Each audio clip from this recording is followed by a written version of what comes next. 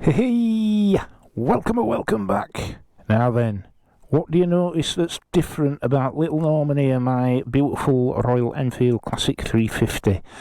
What do you think's different about him? I'll be telling you shortly. I've had a failure on this bike recently. A structural failure on this bike out of the blue. So stick around, I'll be telling you all about that and how I put it right. I'll also be telling you about how I finally sorted out the Moto Guzzi V7, which also had a failure.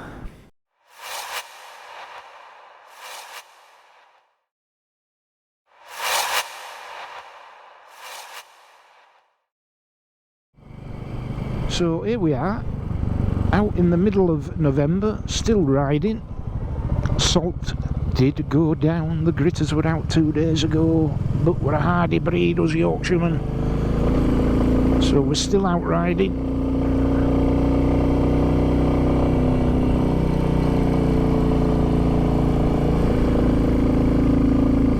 But we've still got some lovely autumnal colours kicking about.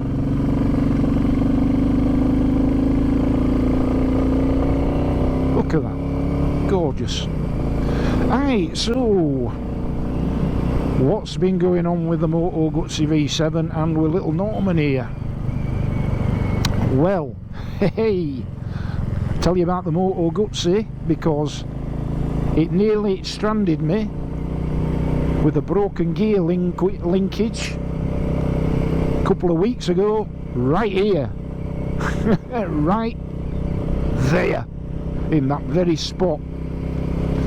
And what happened was the bolt that connects the linkage between the main linkage into the gearbox and the gear lever itself, that snapped in the gear lever, snapped off.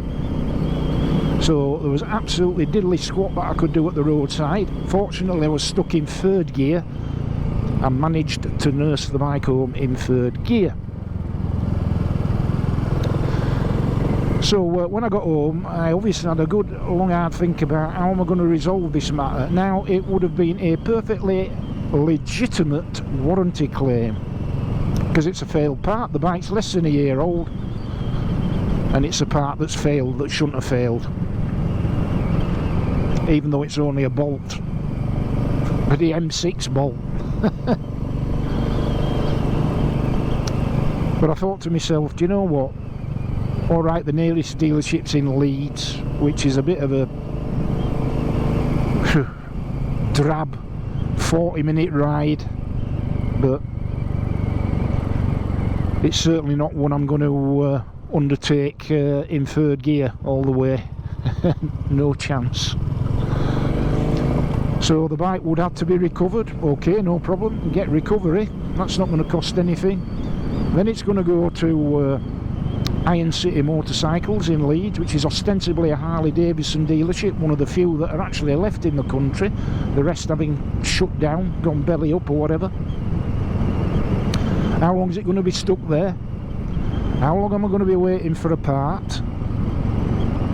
And the other fear, which might be slightly irrational, but it's not completely without foundation, is what if that Harley Davidson dealership goes bust and my bike's stuck in there for warranty work?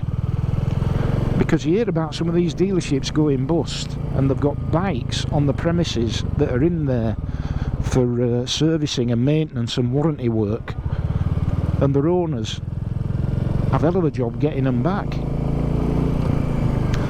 So that thought entered my mind as well. When I added all those factors together, I thought to myself, you know, I really can't be arsed with going through the warranty claim process, because my bike could be off the road for weeks. So I thought, in for a penny, in for a pound. Went on the old Fleabay and managed to source a used part from Moto Mine. It were up for 90 quid. I offered them 50, they bit me hand off. and that was the entire foot peg, gear lever and linkage assembly. So I got that and fitted it the other week. It were a bit of a sod to get on, and at one point I had to resort to gluing an M8 nut to my finger to actually get the nut onto one of the bolts on the mounting plate for this here assembly. Hey, I know it's an old trick. If you've done a bit of spannering in your time, you know it's an old trick, don't you? Gluing a nut or a bolt to your finger. So I did that, and eventually, after a lot of cursing and swearing and about 2 hours of arsing around, I managed to get it fixed. And then I found first gear absolutely fine, no problem. Neutral, no fine, no problem. But clicking up beyond there, second to six, wouldn't do it. And transpired it just needed adjusting. So I don't know if you know the linkage between the main link into the gearbox on the Moto Guzzi and the gear lever, that is adjustable. It's just an M6 lock nut, sorry, a 6mm lock nut and a 10mm release nut, and you can pop it off. And then there's a little lock nut in the middle, another 10mm, and you release that and you can actually wind the mechanism, and it widens the linkage. So did that, and that put that little bit extra pressure on the main linkage, and sure enough she slipped into second, third, etc. So I fixed the Guzzi myself. I suppose I've no way of knowing what mileage is in that used part, but at least if it goes again, I know I can actually get a new linkage. It's a fairly generic part, so I can get a new linkage. So anyway, so that's sorted for now. Now then, so what happened? It's another story of snapped bolts with Norman here. The Classic 350. I was coming back from a ride out last week, and when I got home I noticed top box is at a funny angle, and when I looks, would you believe, the rack, and this is a rack I've bought myself, so it's an aftermarket rack. I think I got it from Hitchcock's, that replaces the grab handle on the Classic 350. That had snapped, and it had snapped a bolt off, one of the bolts off had snapped, and the actual tubular metal of the rack itself had snapped. Now when I think about it, because the top box I had on there was the 30 litre Givi Trekker Dolomiti top box, top quality top box, but it's got a fair bit of weight, and in there I had some bits and bats like this here sat nav and my security chain, which is quite heavy,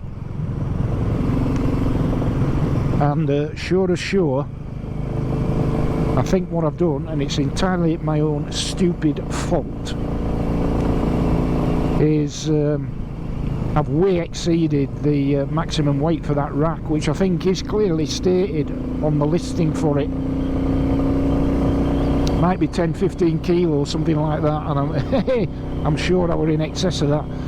So it's my own silly fault. So yeah, rear rack snapped, bolt stuck in the frame that the passenger seat attaches to. So I goes and buys a bolt extractor kit off Amazon, cheap job. Have you ever tried drilling an M8 bolt out that's snapped? Bloody hell. I gave up after 3 snapped drill bits, and these here broken bolt extraction tools that go into your drill, zero effect. Hey, ooh, not for shifting. So the solution I've arrived at, because I don't carry a pillion, is oh, and I got the idea off Tiger Ness. So Tiger Ness's channel, check him out. He's got a classic 350. He's done loads of mods and upgrades to it, and one of them I recently noticed is dispensed with the passenger, the pillion seat, and he's bolted the Guzzi monokey universal top box plate. He's bolted that direct to the subframe, to which the pillion seat attaches. So I thought, top idea. So it's not my idea, but you've got to take it off, otherwise you can't get to the bolts underneath. So there's one long through bolt to remove, and then it's just a matter of loosening the 17mm nuts on the suspension mountings at the back, the shock absorber mountings, and you can pull the whole rear seat assembly away. And a lot of people that have classic 350s run the bike that way, so you can see the whole rear mudguard. They just dispense with the pillion seat and the pillion seat mounting frame altogether. A lot of people like them like that. I don't, to be fair. So yeah, so I just took it off, fitted the Guzzi monokey universal mounting plate, and put the whole assembly back on the bike, popped on the Guzzi Dolomiti case, and that's why the bike looked a little bit different at the beginning of this here video. Well, hey, because the pillion seat has been replaced by a top box, and it looks just fine, and it works just fine, and it'll be a whole lot more rigid and more capable of bearing load than that there rack was, which is now just scrap metal. So beware if you're going to put an aftermarket rack on this bike, or I suppose any bike for that matter. If you're going to do that, check the maximum weight, because if you exceed it like I did, it'll bloody snap. Now fortunately I think it happened when I wasn't far from home. If I'd have been bombing down the dual carriageway, in as much as you can bomb down a dual carriageway on these bikes, and that'd have come off, hey, I might have been in a bit of hot water, mightn't I? Yeah, so lesson learned there. But yeah, if you're wanting a good top box option on a classic 350 and you're not bothered about the pillion seat, perfect solution in my eyes, this. Aye, so that be that. I ain't going to chelp on any further. We're coming down Old North Bank yet again. We're going to wend our way to Massum.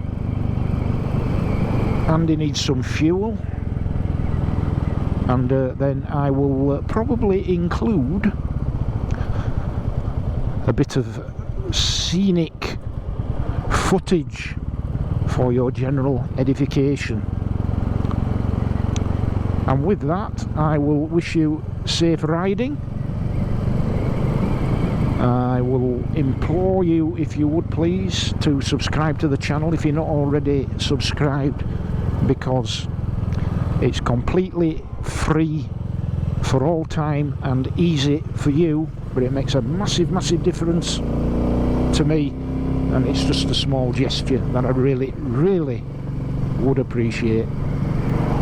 Just click that subscribe click a like, feel free to share this video, and I hope you enjoyed it. And until the next time, I'll see thee.